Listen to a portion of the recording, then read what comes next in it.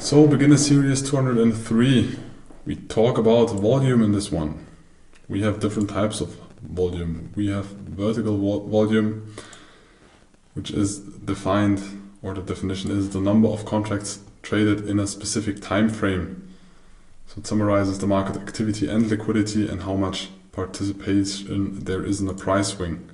So it is the volume that you see on the bottom of the chart most of the time. So you have time frame, for example, 1 hour, then this candle represents 1 hour and you have this amount of contracts. You can also add numbers to this, but the interesting information is always about how far did the market move and how much volume is traded.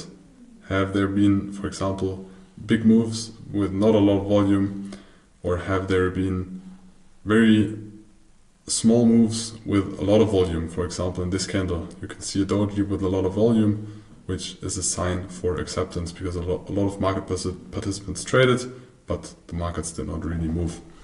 But this is called vertical volume. But you also have horizontal volume, which is the things we use way more, which is volume by price, or also called volume profile. It's the number of contracts traded at a specific price level. And you can see it here on the left. And now we will dive deeper into that. So we have the volume, we have different price levels. As you can see, you have like the small, each price level is represented by one line, and you have buyers and sellers are equal because it's always a match. So there's the volume and there's the price. And that's it. We have a price, we have volumes traded on each price level, with price action, and we know how much volume is traded on each tick. A standard deviation. Most of you should know this from your time in school.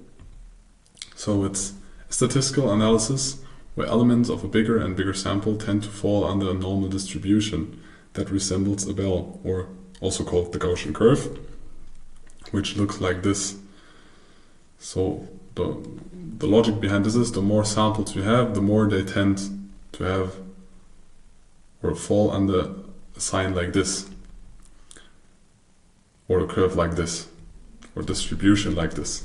For example, the IQ distribution shows the IQ of man versus woman, and you see we have some people that have a low IQ. We have a lot of people with an average IQ, and we have some people with a very high IQ.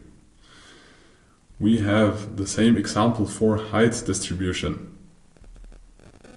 So we have a lot of people with an average height, of course depending on the country, depending on the region, but this you can implement this to every region or to all the regions.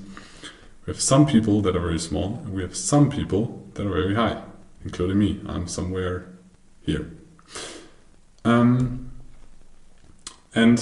we have standard deviations. So we have an area that represents around 70% of the elements or the numbers that are in there, and those 70% are called the standard deviation, and it's highlighted in dark blue, again furthermore in purple here. So this is called the standard deviation. So this is the median, so this is the middle, the average, and then we have standard deviation to the top and to the bottom, and this represents 70% of the samples. Furthermore, we have the second standard deviation that represents around 95% of the elements or of the samples, called second standard deviation, highlighted in purple again.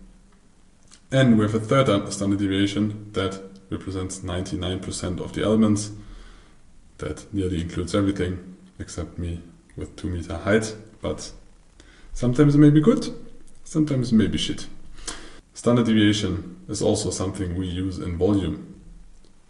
And we know the standard deviation, or the first standard deviation in volume profile, is publicly known as the value area or fair value. So when you have a volume profile, you look for where are the 70%. So you have the highest or the median, which is most of the time somewhere in the middle, and then where is the area to the bottom and to the top and to the bottom where we have 70% of the volume.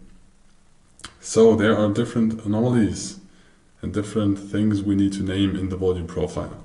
So we have a point of control, which is in the middle, which is the point of control where the most volume is traded. This is, in real, this is the VPOC because it's the point of control, volume point of control. We have a value area high and the value area low.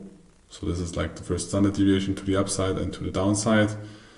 We have peaks in volume, which are called high volume nodes, and we have valleys in volume, which are called low volume nodes. So we have high volume, we have low volume. You could also view this here as a low volume node and this as a high volume node.